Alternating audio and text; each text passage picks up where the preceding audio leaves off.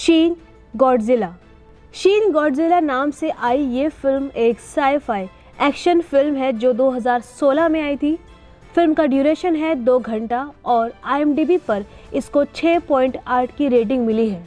Film को हिडेaki एनो और Shinji Higuchi ने मिलकर डायरेक्ट किया है और मेन लीड में है हिरोकी हेज़गावा, युताका ताकानोची और सतोमी इशिहारा। फिल्म का वर्ल्ड वाइड कलेक्शन है $7,80,53,145। फिल्म शुरू होते ही एक शिप को दिखाया गया है। कुछ लोग इसमें कुछ चीजें सर्च कर रहे हैं क्योंकि यह एक डेजर्टेड सेलिंग शिप है। उन्हें वहां किसी आदमी के जूते और कुछ पेपर्स मिल जाते हैं। पुलिस इन चीजों को हिरासत में लेकर चली जाती है और अचानक वहां समुद्री तूफान आ जाता है और सुरंगें नष्ट होने लगती है। सभी इस घटना को लेकर चर्चा कर रहे थे और एक वैज्ञानिकों की एक टीम यह सोचकर परेशान है कि यह तूफान क्यों आ रहा है, क्या ये कोई भूकंप है, लेकिन किसी को कुछ पता नहीं चल रहा है। फिर पुलिस इसकी जांच करने का फैसला करती है और यह मिशन शुरू हो जाता है। इस तबाही के बाद लोगों को अफरा तफरी का सामना करना पड़ता है, इसलिए पुलिस उन्हें बचाती है, लेकिन सुरंगें अभी भी तूफान से फट रही थी। कुछ लोग ऐसे भी थे जो इस घटना का वीडियो बनाकर इसको सोशल मीडिया पर अपलोड कर रहे थे और वे बिल्कुल भी नहीं डर रहे थे। लेकिन जापानी सरकार ने पता लगाया था कि निश्चित रूप से एक सबसे बड़ी समस्या है। कुछ पॉलिटिशियन को ऐसा लग रहा है जैसे समुद्र में कोई जीवित प्राणी है। वे यह भी जानते हैं कि समुद्र का तापमान 100 डिग्री सेंटीग्रेड से भी अधिक है। वहाँ किसी प्राणी का होना कैसे विश्वसनीय है, या कोई भी जीवित प्राणी उच्च तापमान में कैसे रह सकता है। बाकी लोग कहते हैं कौन जाने, उस जीवित प्राणी के कारण यह तापमान बढ़ सकता है। अब राजनेताओं और वैज्ञानिकों के बीच बैठक होती है। फिर टीवी पर एक खबर प्रसारित होती है। समुद्र से प्रकट होने वाली एक विशाल पूंछ का प्रसारण करते हैं। मीटिंग में सभी बहुत हैरान हैं। अब उनका कहना है कि वे वोटिंग के जरिए फैसला करेंगे कि इसे मारना जरूरी है या सिर्फ कैद करना, और वे अंत में इसे मारने का निष्कर्ष निकालते हैं। अब वह प्राणी कहीं यात्रा करना चाहता था, फिर यह पानी को पार करते हुए जहाज़ों और नावों को नष्ट करते हुए पुल पर रेंगता है और यह पुल तोड़ते हुए आगे रेंगता है।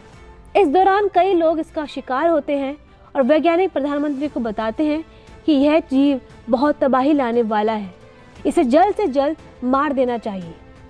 दूसरी तरफ एक और आदमी यागुची नाम के एक आदमी से कहता है कि उसकी एक दोस्त है जिसका नाम हिरोमी है। उसे ऐसी चीज़ों के बारे में काफ़ी जानकारी है और वह हमारी मदद कर सकती है। तो यागुची सहमत हो जाता है और वह हिरोमी को यहाँ आने के लिए कहता है। वहाँ पहुँचकर वह प्राणी की कुछ तस्वीरें और वीडियो देखती है। वह दूसरों से कहती है यह जीव चल भी सकता है क्योंकि इसके पैर हैं। यह जल्द ही द्वीप पर आ जाएगा, लेकिन कोई उस पर भरोसा नहीं करता। यह बताई गई कहानी जल्द ही हकीकत में बदल जाती है। वह प्राणी शीघ्र ही अपनी पूंछ हिलाते हुए समुद्र से भूमि पर आ जाता है और उसके हाथ नहीं बल्कि पंख थे, और ऐसा लग रहा था जैसे उसके गले के पास पंख है जो कि बड़ी मछलियों पर पाए जाते हैं। यह विशाल काय था, उस चीज को वही कुचल देता था जहां वह अपना पैर रखता था। घर हिलने लगे और आसपास पड़ी सभी चीजें हवा में उड़ने लगी। लोग और ज्यादा डरने लगे थे और वह जीव हर चीज को अपने सिर से मार रहा था। नतीजतन इमारत और कारों का बर्बाद होना शुरू हो गया था। सड़कें भी टूट रही थी और ये क्रिएचर अपनी पूंछ मारकर लोगों के घरों को भी तबाह कर रही थी। इसकी गति 13 किलोमीटर प्रति घंटा नोट की जाती है। फोर्स जल्द ही यहाँ पहुँच जाती है और वे उस स्थान के लोगों को बचाने लगते हैं। अब सरकार तय करती है कि इसे जल्द से जल्द मार दिया जाए, इसलिए वह तुरंत वहाँ कई सैन्य हेलीकॉप्टर भेजते हैं। वे हेलीकॉप्टर उस जीव गॉडजिला पर मिसाइल दागने वाले ही थे, लेकिन वह यह देखकर रुक जाते हैं कि इसके आसपास कुछ लोग हैं और उन्हें पीछे हटना पड़ता है। अब इस गॉडजिला का नाम शिन गॉडजिला था। यह जापानी था और अन्य गॉडजिला से अलग था और यह तबाही के मामले में ज़्यादा खतरनाक था। फिर यागुची एक टीम बनाता है जिसमें अधिक प्रतिभाशाली और समर्पित सदस्य थे। प्रतिभाशाली लड़कों में से एक उनमें से बोलता है कि कुछ लोगों ने इस गॉडजिला की बॉडी से ब्लड निकाला है और उस पर कई शोध किया जा चुका है। इसके नमूने यूएसए भेजे गए हैं और उनमें से एक और आदमी पूछता है वह क्या खाता है, इसे ऊर्जा कहाँ से मिलती है। हिरोमी इस पर विचार करना शुरू कर देती है और वह सोचती है उस दिन समुद्र का तापमान 100 सेंटीग्रेड तक क्यों पहुंच गया था और यह कैसे बहुत ज़्यादा बढ़ गया। एक आदमी यागुची से कहता है कि उस दिन जो सामान हमें नाव में मिला था हमें उसकी तलाश करनी होगी क्योंकि उसने समुद्र में समय बिताया है। कौन जानता है कि वह इस पर शोध कर रहा हो। सभी सहमत हो जाते हैं और उन्हें फिर पता चलता है कि नाव में मिले पेपर्स में इस जीव के बारे में थोड़ी बहुत जानकारी थी, लेकिन इससे पहले इस बारे में कोई नहीं जानता था। अब सब समझ जाते हैं कि ये क्या है। उस आदमी के शोध से पता चलता है कि उसने अपना शोध पूरा कर लिया था। अब वह उम्मीद कर रहा था कि बाकी शोध सरकारी वैज्ञानिकों द्वारा किए जाएं। उसने यह भी लिखा था कि गॉडजिला समुद्र में रहता है और यह पानी में उन चीज़ों को खा जाता है जो रेडियोधर्मी किरणें छोड़ती है और यह जीवित रहने के लिए उन पर ही निर्भर है। और इतना ही नहीं, जब ये ज़मीन पर आता है तो इसका शरीर सूज जाता है और यह अपने सामान्य आकार से कई गुना बढ़ जाता है।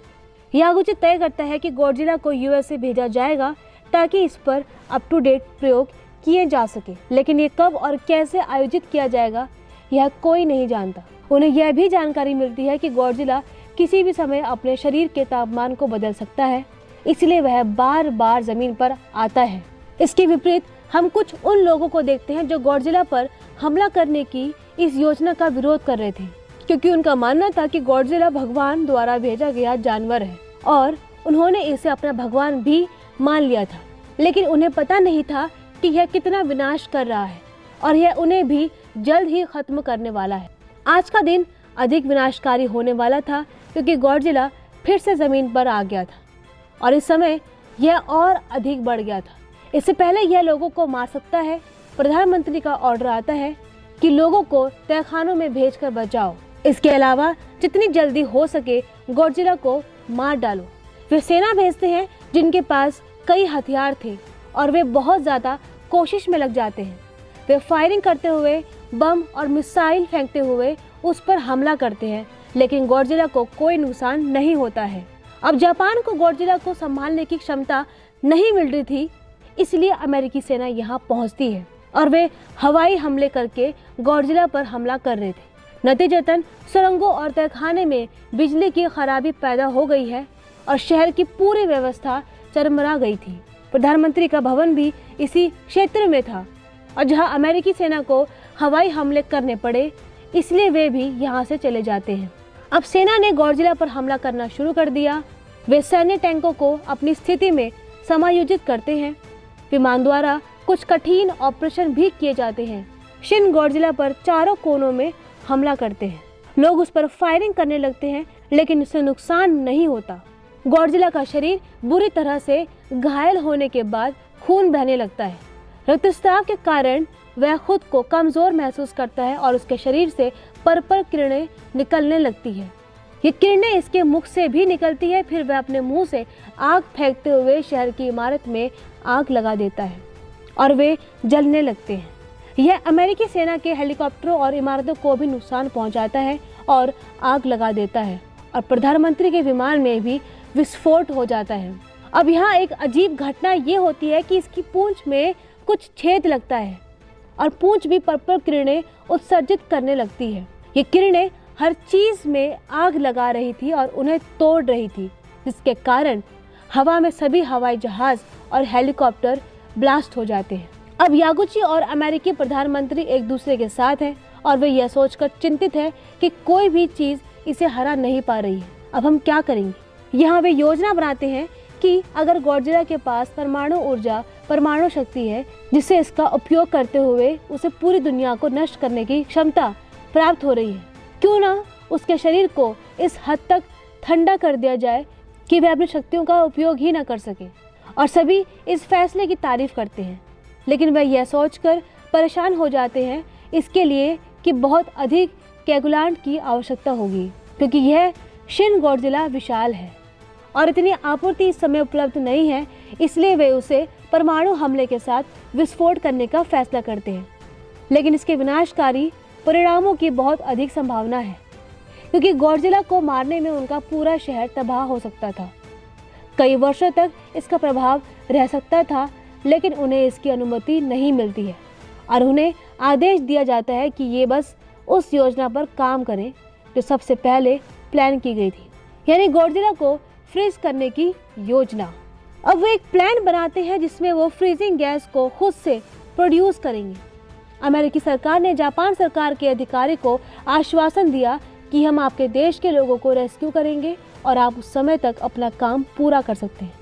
कुछ दिन बीत जाते हैं और उन्हें एक शोध के बाद पता चलता है कि गॉडजिला चाहे तो अपनी पीढ़ी का विस्तार कर सकता है। अब वे सभी डरते हैं कि उन्हें एक गॉडजिला को संभालने की क्षमता है ही नहीं, तो अन्य गॉडजिला को कैसे संभाल सकते हैं। इसीलिए वे अपनी योजना पर तेजी से काम करना शुरू कर देते हैं और अब अमेरिकी सरकार इस बात से बहुत परेशान थी। वो जापान सरकार से कहते हैं कि आप अपनी योजना पर धीमी गति से काम कर रहे हैं, हमारे पास ज़्यादा समय नहीं है। अगर आप 2 दिन में इसे पूरा नहीं कर पाए तो हम इसे परमाणु से नष्ट कर देंगे और हम पर कोई असर नहीं होगा कि इससे जापान में कितनी तबाही मचती है या नहीं। हमें सिर्फ गॉडजिला को नष्ट करना है ताकि वह हम तक ना पहुंच सके। अब जापान के लोग और साथ ही साथ यागुची भी बहुत चिंतित थे, क्योंकि योजना को पूरा करने के लिए इनको 3 दिनों की आवश्यकता थी। इसके बारे में जानकर दूसरे देश भी जापान की मदद करते हैं और उसका पक्ष लेते हैं ताकि जल्द ही इस मिशन को अंजाम दिया जा सके। और फिर वह दिन आता है जब डीप फ्रीज प्लान तैयार होता है।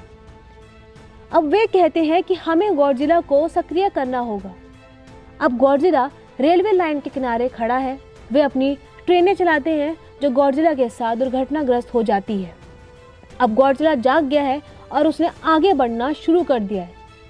गॉडजिला कारों, इमारतों और सड़कों को नष्ट करते हुए चल रहा है। अब कम ऊर्जा वाली मिसाइलें उस पर फेंकी जाती है ताकि आसपास की इमारतें और लोगों को कोई नुकसान ना हो। यहाँ शीन गॉडजिला अपनी क्षमताओं का उपयोग करना शुरू कर देता है।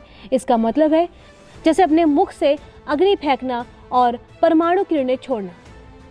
जब उसकी सारी ऊर्जा खत्म हो जाती है तो वह कमज़ोर पड़ने लगता है और उसका तापमान अपने आप कम होने लगता है।